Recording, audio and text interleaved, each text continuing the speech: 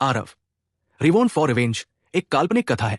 इस कहानी में प्रस्तुत सभी पात्र, घटनाएं और स्थान पूरी तरह से लेखक की कल्पना का परिणाम है, किसी भी वास्तविक घटना, व्यक्ति, जाति, संस्कृति या समाज से जुड़ी हुई नहीं है।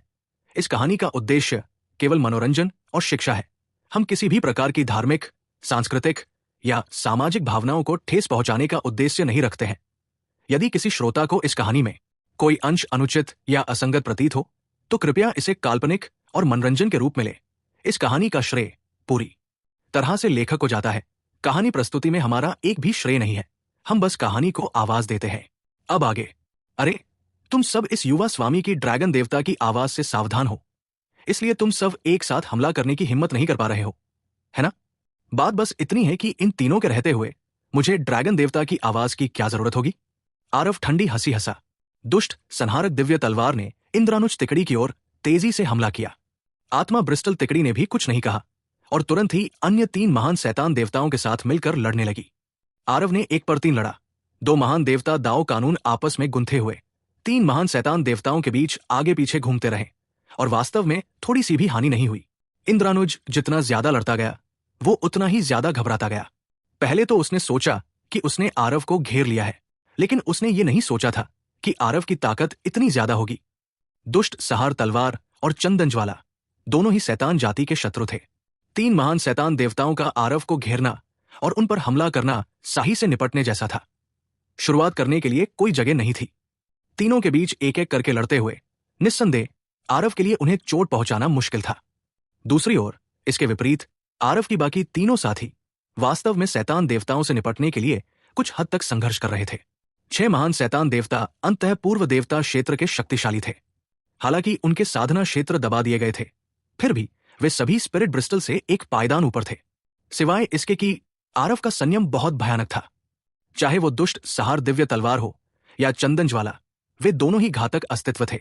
एक बार जब वे सचमुच घायल हो जाते तो भले ही वे शैतान ही क्यों न हो, उन्हें अपनी त्वचा की एक परत भी खोनी पड़ती, भले ही वे मरते न हो। शैतान जाति को मारना बेहद मुश्किल था, लेकिन ऐसा नहीं था कि वे अजेय थे। खासकर आरव जैसे किसी व्यक्ति का सामना करना तो यह सचमुच अतुलनीय रूप से मुश्किल था। स्वर्ग विजयी दिव्य राजा इतना शक्तिशाली है कि वो अकेले ही 3 महान शैतान देवताओं से युद्ध कर सकता है। कोई आश्चर्य नहीं कि उसे ये उपाधि मिल सकी। उसकी शक्ति शायद स्वर्ग स्थिरीकरण दिव्य राजा से कम नहीं है, है ना? हाँ, तुम उन सभी स्पिरिट ब्रिस्टल डिवाइन किंग को देखो जिन्हें अन्य 3 महान शैतान देवताओं ने मजबूती से दबा रखा है। इस गति से वे देरसवेर पराजित हो जाएंगे। उस समय बाहरी दुनिया को अभी भी स्वर्ग विजयी दिव्य राजा के बारे में कई संदेह थे, लेकिन मुझे उम्मीद नहीं थी कि जो हमें बचाने के लिए अंतिम मोड़ पर आगे आया वो वास्तव में वही था। समय ही इंसान के दिल की बात खोलेगा। पवित्र नगरी को दिव्य क्षेत्र का अधिपति माना जाता है, लेकिन मुझे उम्मीद नहीं थी कि जब राक्षसी विपत्ति भड़की तो वास्तव में उनकी कोई गतिविधि नहीं हुई। ये वाकई बेहद निराशाजनक था। बल्कि स्वर्ग विजयी दिव्य राजा और स्पिरिट ब्रिस्टल डिवाइन किंग और बाकी वे सभी बिना किसी हिचकिचाहट के आगे आ गए। ओह ठीक है, अगर आपने इसका जिक्र नहीं किया होता तो मैं भूल ही गया था। शैतानी विपत्ति भड़की। 8 महान सुपर पवित्र भूमियां लगभग पूरी तरह से नष्ट हो गई। केवल पवित्र नगरी में ही अब तक कोई हलचल नहीं हुई। क्या ऐसा हो सकता है? इस तरह के जाति विनाश संकट के सामने जनता की भावनाएं बहुत जल्दी प्रकट हो गई।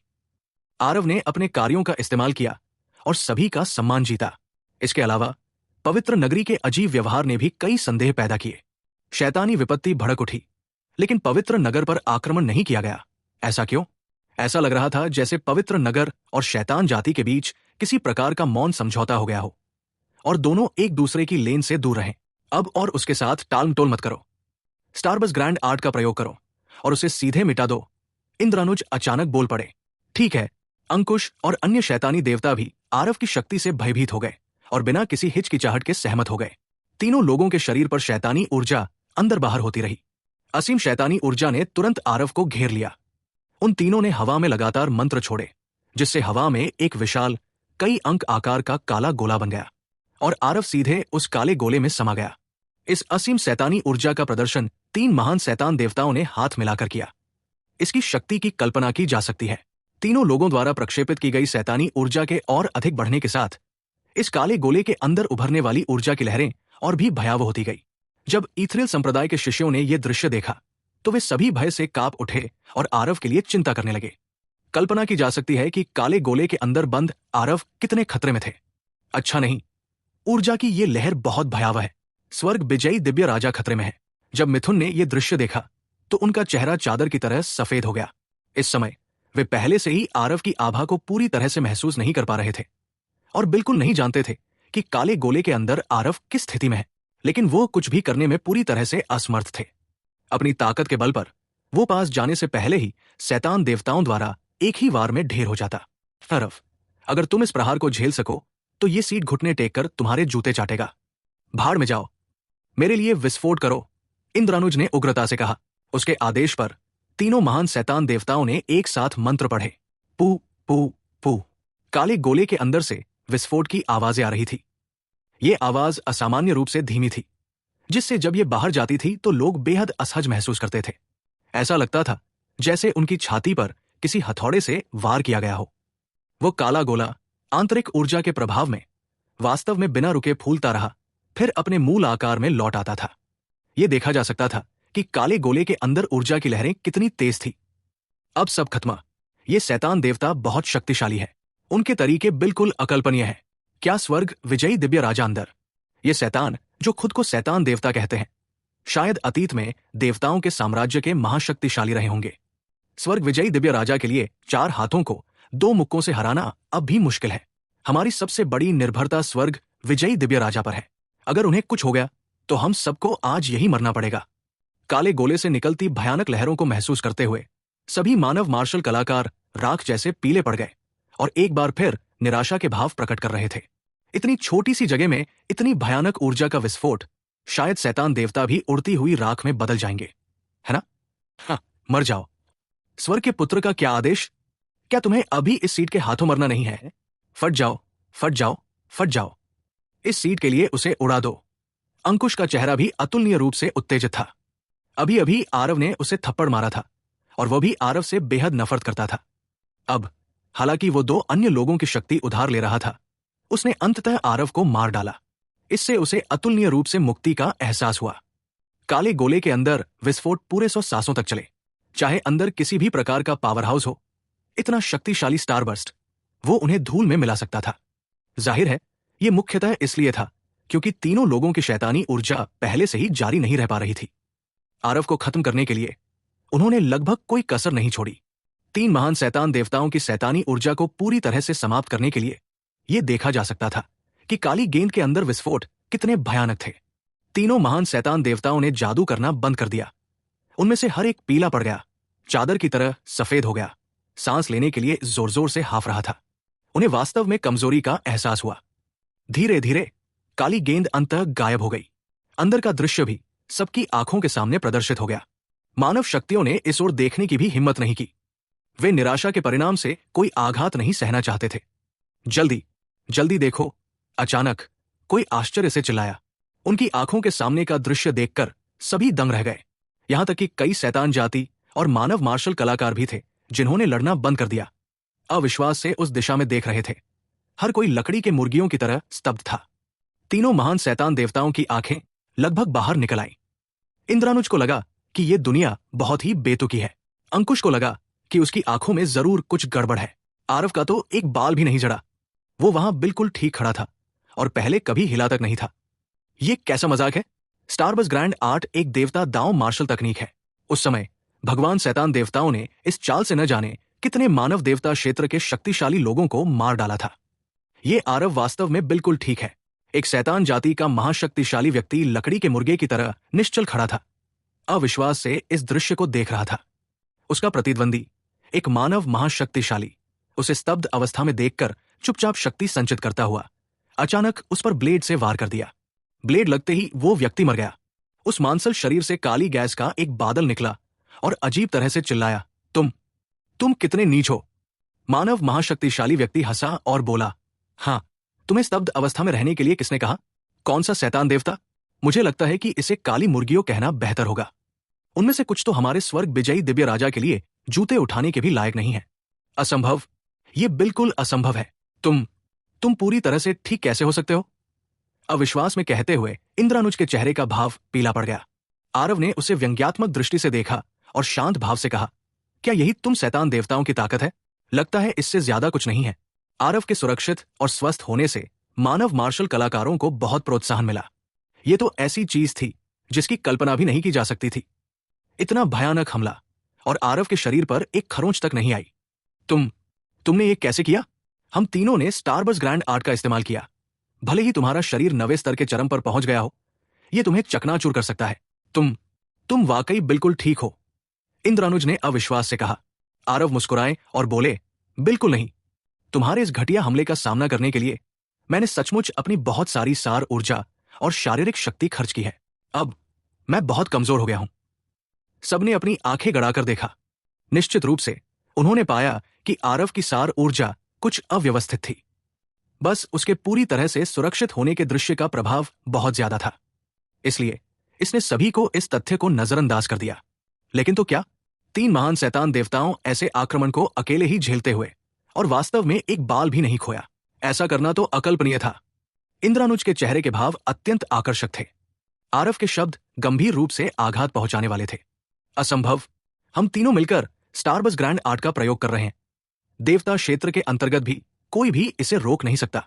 अंकुश को लगा कि उसकी आंखों के सामने यह दृश्य बहुत ही असत्य था। आरव हंसा और बोला, लगता है तुम सब बहुत रुचि ले रहे हो। चलो फिर तुम सब देख लो। बात खत्म होते ही आरव के शरीर पर मिट्टी पीले प्रकाश की एक परत उभर आई। इंद्रानुज के भाव बदल गए और वो सदमे में चिल्लाया, काला कछुआ खजाना शरीर दिव्य कला। अभी सदमे से भरे होने का इंतजार किए बिना ही तलवार का इरादा अचानक आरव के शरीर पर छा गया। तलवार का क्षेत्र। बस इस बार आरव का तलवार का क्षेत्र पहले से अलग था। उसका तलवार का क्षेत्र पूरे 100 फुट चौड़ा था। उसकी तलवार का इरादा टूट गया। हालांकि इंद्रानुज का आश्चर्य अभी कम भी नहीं हुआ था कि आरव का तलवार का क्षेत्र अचानक सिमटकर सिर्फ 10 फुट के क्षेत्र में सिमट गया। इंद्रानुज की आंखें लगभग बाहर निकल आईं और वो चौंक कर चिल्लाया, तलवार का इरादा सिमट रहा है। क्या ये लड़का सचमुच सिर्फ एक स्वर्गीय गहन क्षेत्र के मार्शल कलाकार है? इंद्रानुज को लगा कि उनका विश्व दृष्टिकोण लगभग बिखर रहा है। एक 9वें स्तर स्वर्गीय गहन क्षेत्र मार्शल कलाकार इतनी आसानी से देवता दांव के नियमों को कैसे समझ सकता है? तलवार का इरादा सिमटना कोई अविश्वसनीय देवता दांव का नियम नहीं था। यह तलवार के क्षेत्रों के लिए सिर्फ एक लचीलेपन का अभ्यास था। लेकिन फिर भी यह ऐसा भी नहीं था जिसे कोई स्वर्गीय गहन क्षेत्र यानी कि सामान्य दिव्य राजा मार्शल कलाकार सहजता से समझ सकता था। इस दिव्य क्षमता को समझकर यह संकेत मिलता था कि तलवार की मंशा पर आरव का नियंत्रण एक नए स्तर पर पहुंच गया था। 100 फुट के क्षेत्र की तलवार की मंशा को 10 फुट की परिधि तक केंद्रित करने से तलवार की मंशा का यह क्षेत्र और भी मजबूत हो सकता था।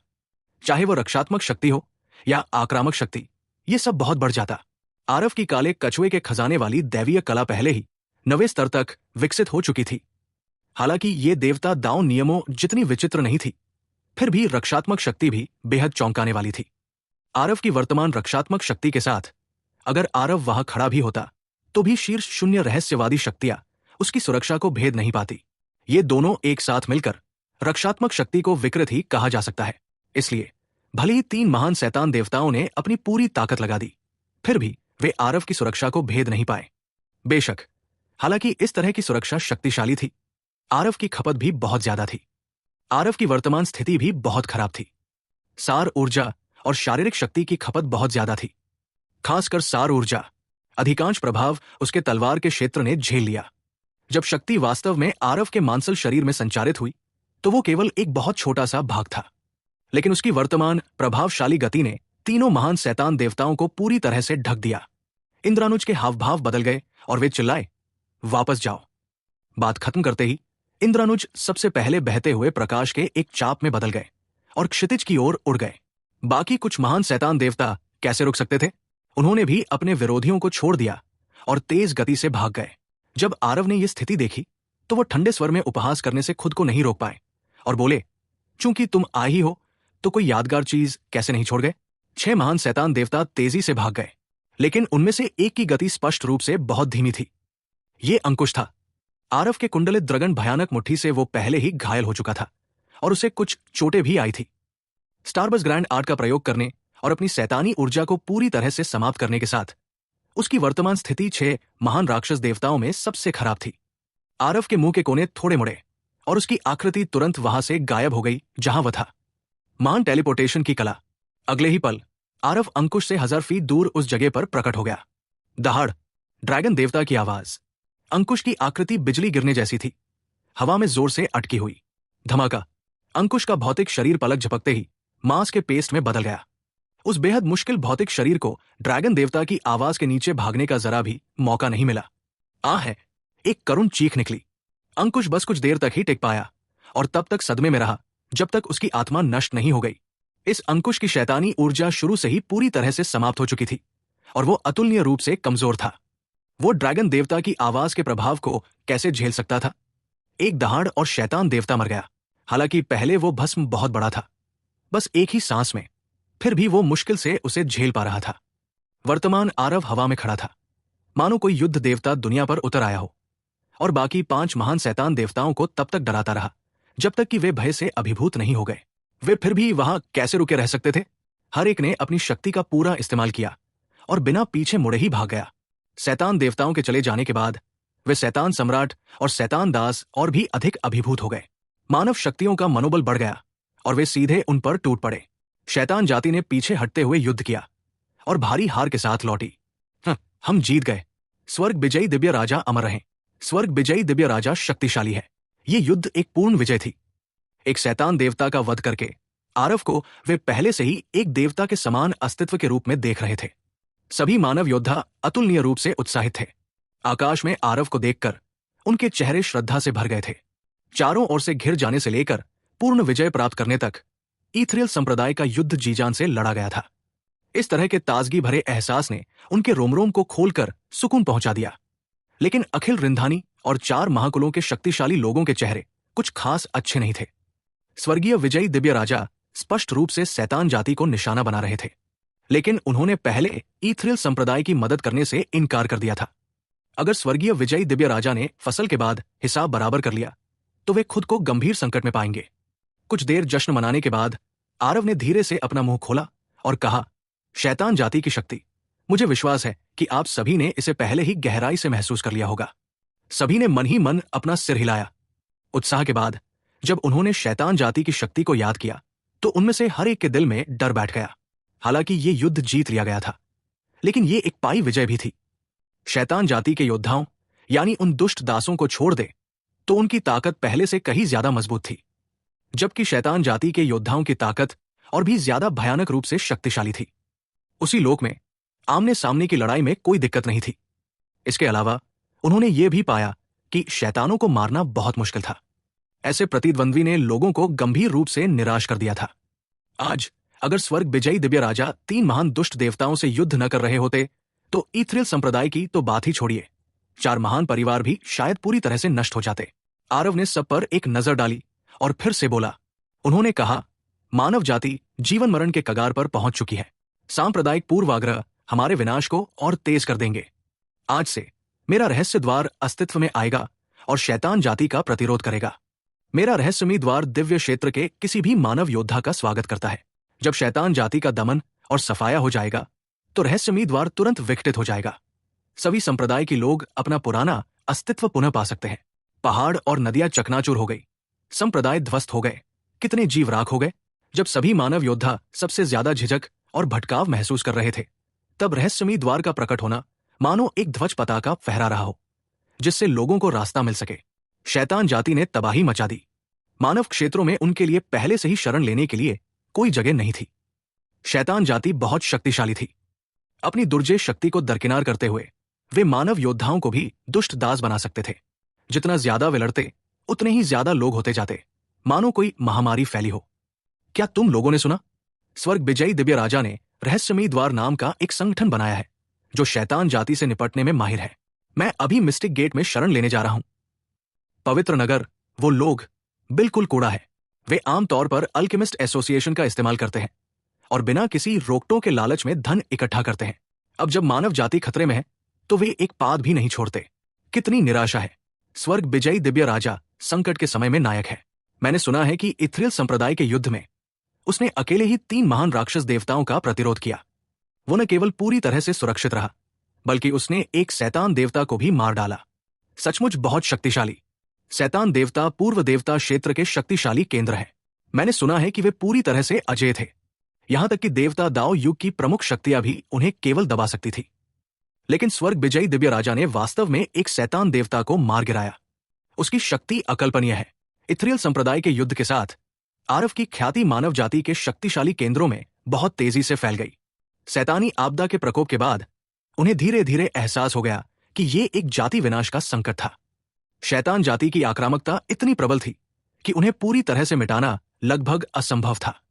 आखिरकार आरव जैसे बनने और सीधे तौर पर शैतान जाति का सहार करने वाले लोग बहुत कम थे। कुछ समय तक अनगिनत मानव शक्तियां एक के बाद एक दानव क्षेत्र की ओर उमड़ पड़ी।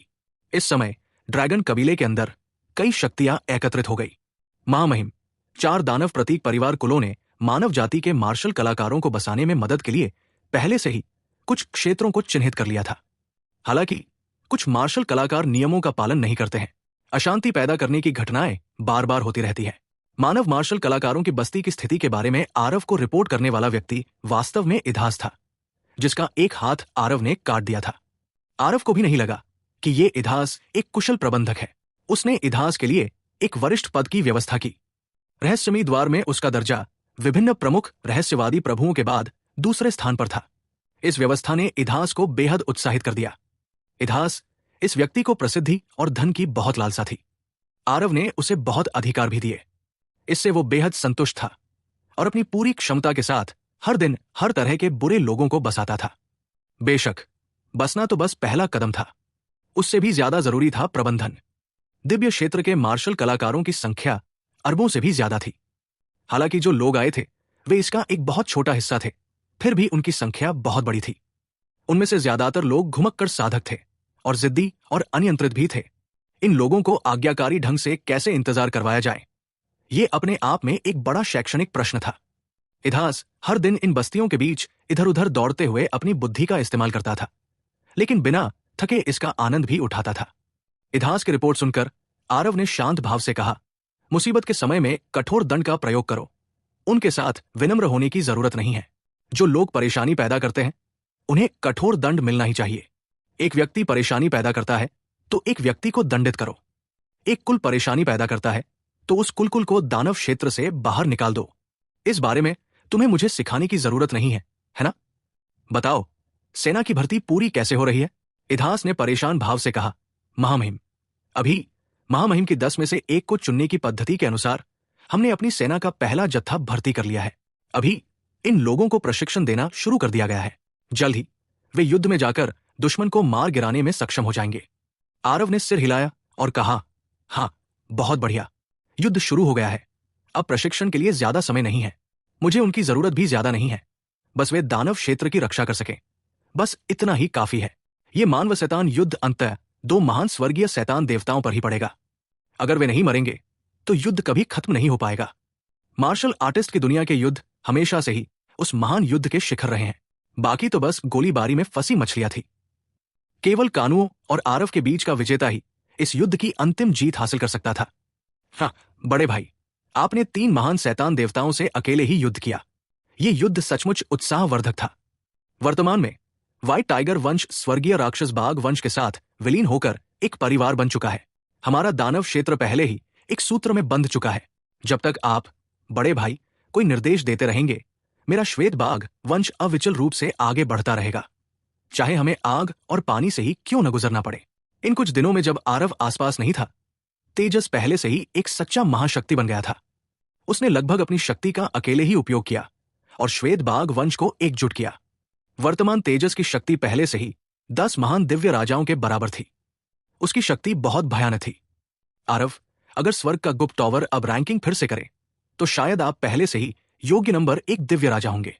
स्वर्ग स्थिरीकरण दिव्य राजा भी शायद आपकी बराबरी नहीं कर सकते। तेनाली ने हंसते हुए कहा। उस दिन आरव की अद्भुत रक्षात्मक शक्ति को देखकर तेनाली पहले से ही पूरी तरह आश्वस्त थी। उस तरह के हमले ने उसके दिल को छू लिया और उसे यकीन था कि वह भी इसका सामना नहीं कर सकता। और अगर उसे हमला करने दिया जाता तो हालांकि उसका 9 सूर्यों वाला जलता हुआ स्वर्ग हमला शक्तिशाली था, वो 3 महान दुष्ट देवताओं के स्तर तक भी नहीं पहुंचता। अगर कोई आरव की सुरक्षा में सेंध नहीं लगा सका तो सब कुछ व्यर्थ है। आरव ने कड़वाहट से मुस्कुराते हुए कहा, स्वर्ग स्थिरीकरण दिव्य राजा तो बस एक विदूषक है जो इधर उधर उछल कूद कर रहा है। इस युवा स्वामी ने उसे कभी मेरी नजरों में नहीं आने दिया। मुझे असली चिंता अभी भी कनुओं और डेजी की है। भाई तेनाली, उस दिन की लड़ाई के बाद अब शैतान जाति को थोड़ा संयम रखना चाहिए। कल मैं गॉडफॉल पर्वत श्रृंखला के लिए प्रस्थान करने की योजना बना रहा हूं। रहस्यमयी द्वार के मामले आपको सौंपे जाएंगे। ये क्या तुम सच में जा रहे हो? यह सुनकर तेनाली की रुलाई फूट पड़ी। उसे उम्मीद नहीं थी कि आरव इतनी जल्दी प्रस्थान कर रहा है। आरव ने सिर हिलाया और कहा, कानुओं युद्ध के नगाड़ों को दबा रहा है और झंडे नीचे कर रहा है। वो अपनी अंतिम सफलता की तैयारी कर रहा होगा। एक बार जब वो मूल देवता क्षेत्र को दांवों को टक्कर देने लायक ताकत हासिल कर लेगा तो हमें से कोई भी उसका मुकाबला नहीं कर पाएगा। वर्तमान दिव्य क्षेत्र में अब वरिष्ठ परम स्वर्ग जैसी कोई अद्भुत शक्ति नहीं है, इसलिए साधारण तरीके मानव जाति की हार की प्रवृत्ति को बिल्कुल भी नहीं बचा सकते। मानक दिनचर्या का पालन करके साधना करना, बस बैठे बैठे मौत का इंतजार करना है। तेनाली ने भी यह सुनकर गहरी सांस ली और कहा, गॉडफॉल पर्वत श्रृंखला बहुत खतरनाक है। उस कुनु दिव्य वन से निपटना और भी मुश्किल है। अपनी इस यात्रा में तुम्हें अपना ध्यान रखना होगा। तुम मानव जाति की एकमात्र आशा हो, भले ही ये मानव जाति के लिए ही क्यों न हो। तुम्हें भी कुछ नहीं होना चाहिए। आरव हंसा और बोला, क्या ये नहीं कहा गया है कि मैं स्वर्ग के आदेश का पुत्र हूं? मैं इतनी आसानी से कैसे मर सकता हूं? भाई तेनाली, निश्चिंत रहो। हो सकता है कि जब मैं वापस आऊं तो मैं 1,00,000 साल बाद दिव्य क्षेत्र का पहला देवता बन जाऊं।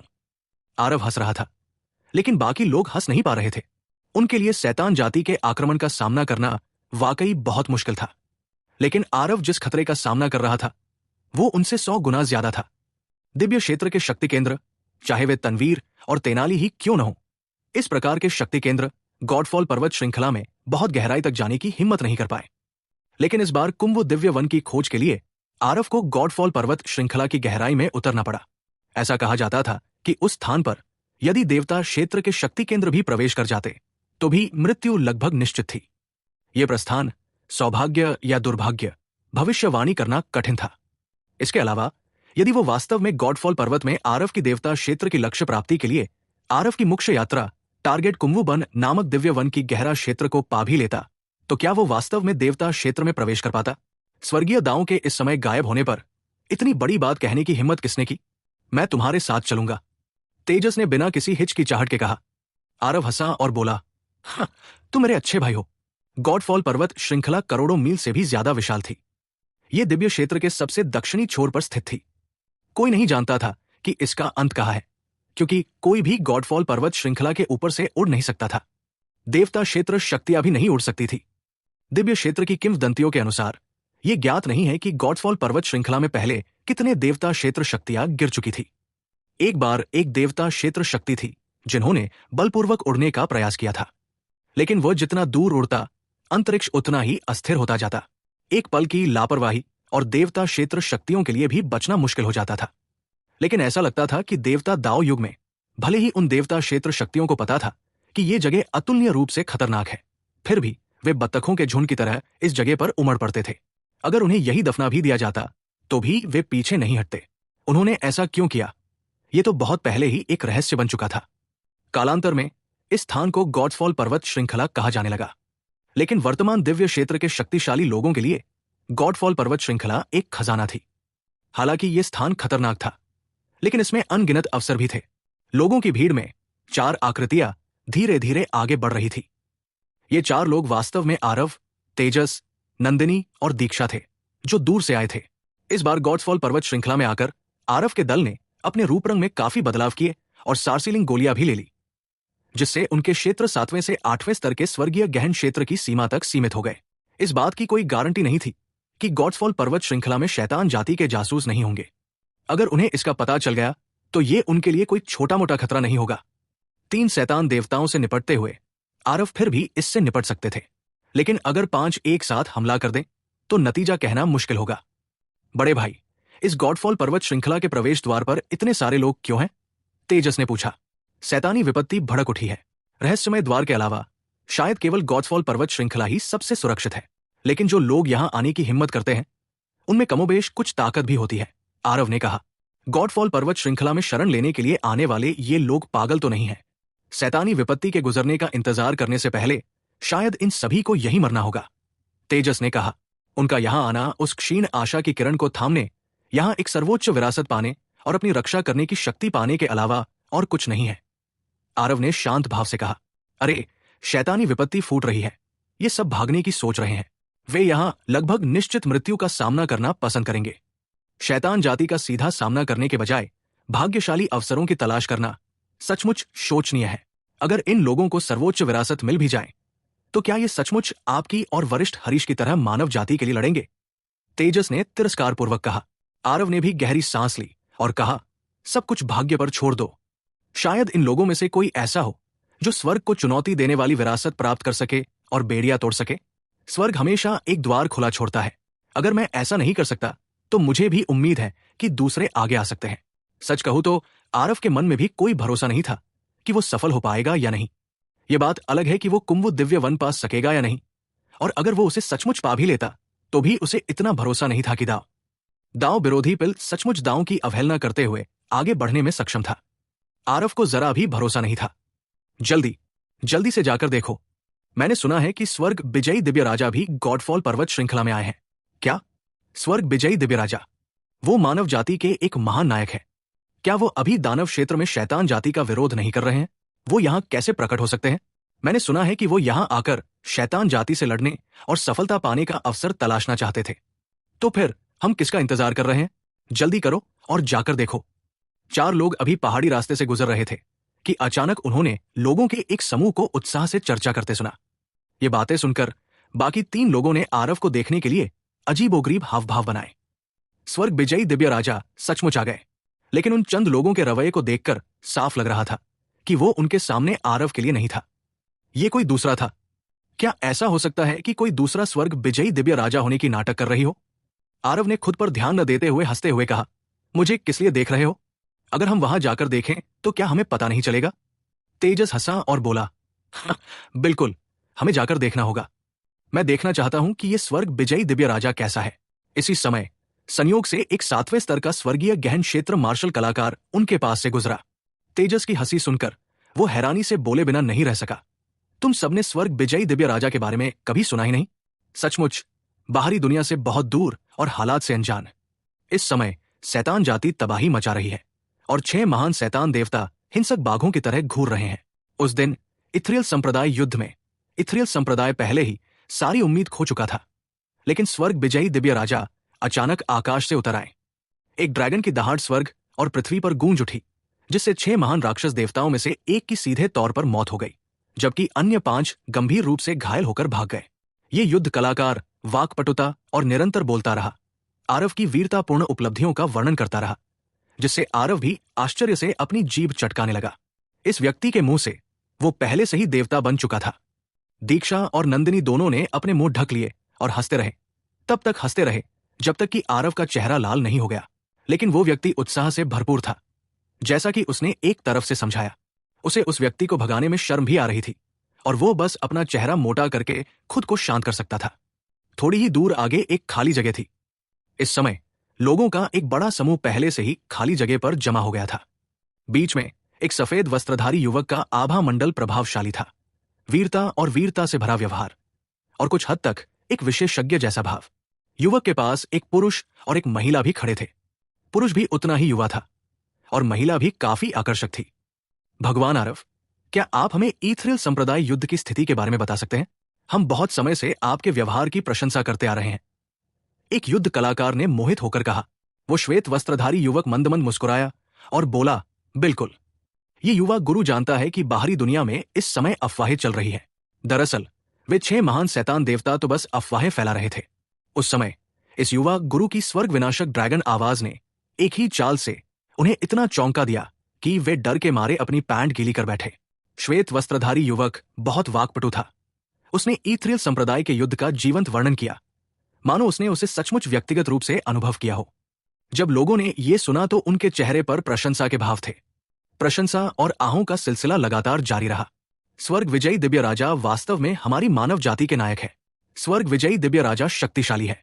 ओह ठीक है भगवान आरव, चूंकि वे राक्षस इतने कमजोर थे कि एक भी वार नहीं झेल सकते थे, तो आपने उन्हें तुरंत क्यों नहीं मिटा दिया?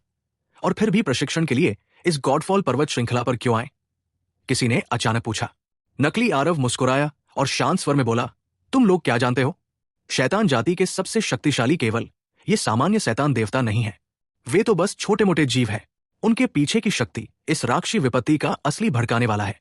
इस युवा स्वामी की शक्ति अभी भी उससे कुछ दूर है। इसलिए मैं प्रशिक्षण लेने, मानव जाति को वापस नरसंहार की ओर ले जाने से पहले आगे बढ़ने का एक अवसर खोजने गॉडफॉल पर्वत श्रृंखला पर आया हूं।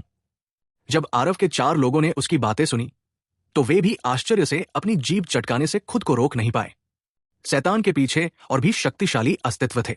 हालांकि दिव्य क्षेत्र में इस बात के बारे में शायद ही किसी को पता था। ये नकली आरव असल में ऐसी बातों के बारे में जानता था। आरव उत्सुकता से देख रहा था। तभी उसने अचानक देखा कि बगल में खड़ी नंदिनी कुछ उदास थी और उत्सुकता से पूछने से खुद को नहीं रोक पाई, क्या हुआ नंदिनी? किसने तुम्हें परेशान किया? नंदिनी ने अपने होंठ भींच लिए और दुखी भाव से बोली, युवा गुरु, आप उसके बगल वाले को देखिए, वो नकली तेजस है और वो महिला, वो नकली बड़ी बहन दीक्षा है। आरव स्तब्ध रह गई और उसे कुछ समझ नहीं आया, बल्कि दीक्षा ने ही अपना मुंह ढक लिया और हंस पड़ी। आरव के कान के पास आकर उसने धीरे से कहा, छोटी बहन नंदिनी नाराज है। जब वे पहले से ही नकल कर रहे थे तो उसकी नकल क्यों नहीं है? आरव ने जब यह सुना तो उसे अचानक एहसास हुआ। वो हंसे बिना नहीं रह सका और बोला, हूं, भविष्य में मैं जहां भी जाऊंगा अपनी नंदिनी को साथ ले जाऊंगा। इस तरह उन्हें पता चल जाएगा कि युवा स्वामी के बगल में एक सुंदर और प्यारी नंदिनी है। ठीक है?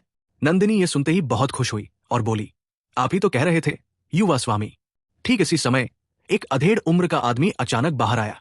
नकली आरव की ओर इशारा करते हुए उसने ठंडे व्यंग्य से कहा, अरे, तुम कहते हो कि तुम स्वर्ग विजयी दिव्य राजा हो। मतलब तुम स्वर्ग विजयी दिव्य राजा हो?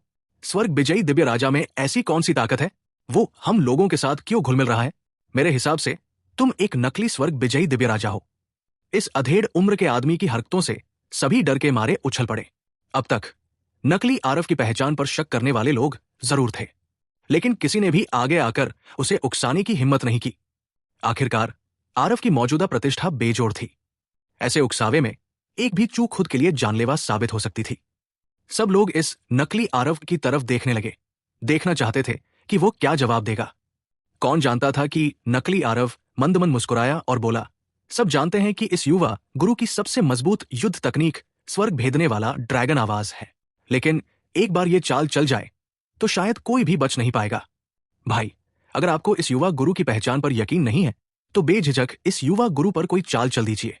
ये युवा गुरु बिल्कुल भी जवाबी कार्रवाई नहीं करेगा। चाहे कुछ भी हो, इस शांत स्वभाव ने कई लोगों को उसकी पहचान पहले ही स्वीकार करवा दी थी। यही वो व्यवहार था जो एक विशेषज्ञ का होना चाहिए। अरे, शेखी बघारने की भी एक सीमा होती है, पलटवार नहीं। मैं देखना चाहता हूं कि तुम्हें कितनी क्षमता है। अधेड़ उम्र के मार्शल आर्टिस्ट ने ठहाका लगाया। एक कृपाण अचानक फूट पड़ा। उसकी गति बेहद चौंकाने वाली थी। यह हरकत देखकर सबके चेहरे पर तुरंत ही भाव बदल गए। अगर इस ब्लेड की शक्ति सचमुच टूट जाए तो एक शून्य रहस्यवादी शक्ति भी एक ही वार में 2 टुकड़ों में बंट जाएगी। हालांकि एक ऐसा दृश्य हुआ जिसने लोगों को और भी हैरान कर दिया। जब यह ब्लेड नकली आरव के शरीर से 20 फीट दूर पहुंच गया तो 1 इंच भी आगे नहीं बढ़ पा रहा था। कितना शक्तिशाली! इस दृश्य को देखकर सभी दंग रह गए और उनके मुंह से कई विस्मयकारी शब्द निकले। लेकिन जब तेजस ने यह दृश्य देखा तो वो मुस्कुराया और तिरस्कार पूर्वक बोला, लोगों की आंखों पर धुंध फेंक रहा है, बेशर्म। असली आरव मुस्कुराया और बोला, दिव्य क्षेत्र में देवता के नियमों को समझने वाले लोग बहुत कम हैं। शून्य रहस्य क्षेत्र के महाशक्तिशाली भी ज्यादा नहीं जानते। इस व्यक्ति की शक्ति पहले से ही काफी अच्छी है, बस ये अभिनय सचमुच थोड़ा बनावटी है। धमाका! नकली आरव की धारणा अत्यंत तीव्र थी। नकली आरव का पूरा शरीर कांप उठा, जिससे वो अधेड़ व्यक्ति तुरंत उड़ गया। उस अधेड़ व्यक्ति के चेहरे पर इस समय प्रशंसा के भाव थे। नकली आरव की ओर झुकते हुए उसने कहा, बहुत बहुत धन्यवाद स्वर्ग विजयी दिव्य राजा, दया दिखाने के लिए। इस नीच व्यक्ति की आंखें तो है पर वो देख नहीं सकता और इसने महामहिम का अपमान किया है।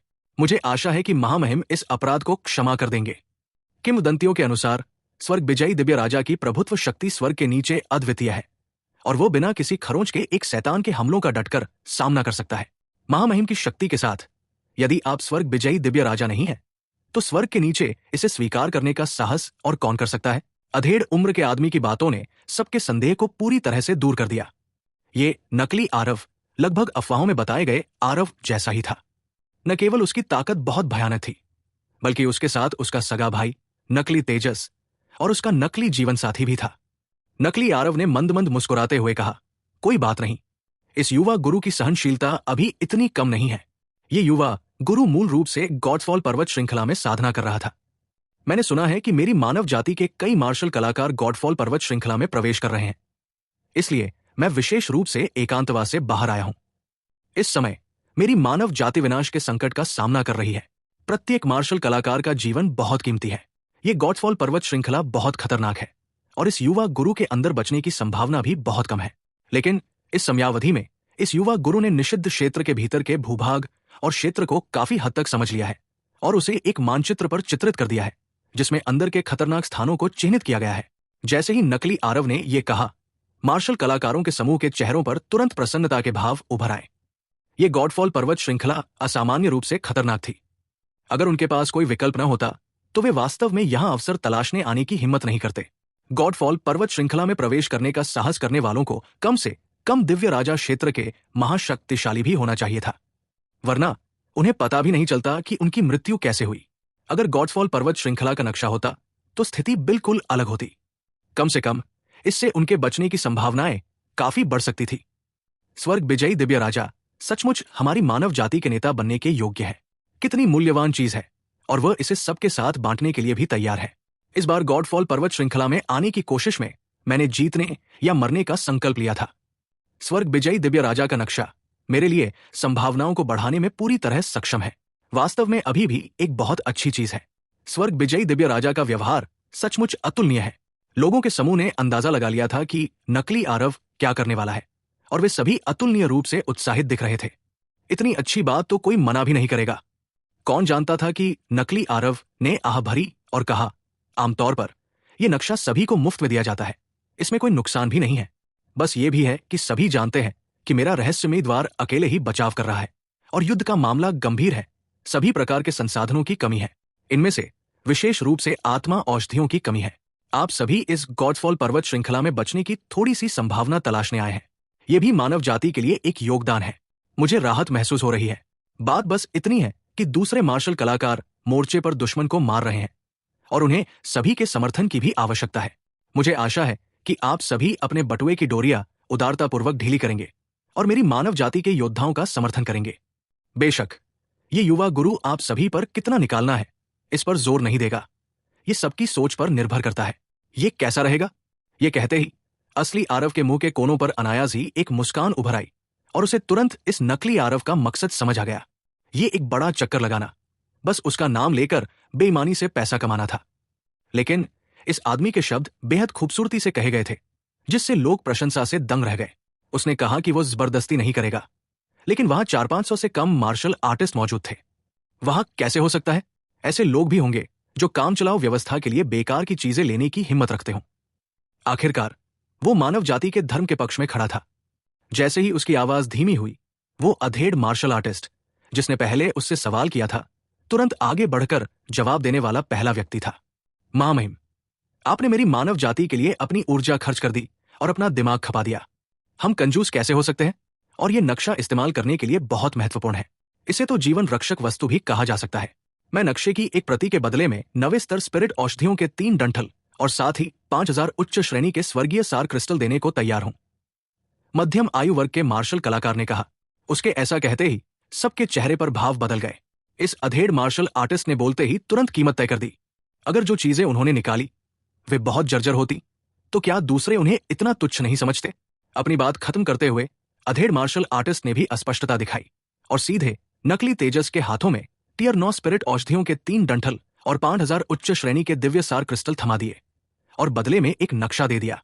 लेकिन जब बाकी लोगों ने स्थिति देखी तो वे अभी भी कुछ हिचकिचा रहे थे। बस इतना था कि नक्शे का आकर्षण उनके लिए बहुत बड़ा था। वे सभी जाने को तैयार नहीं थे।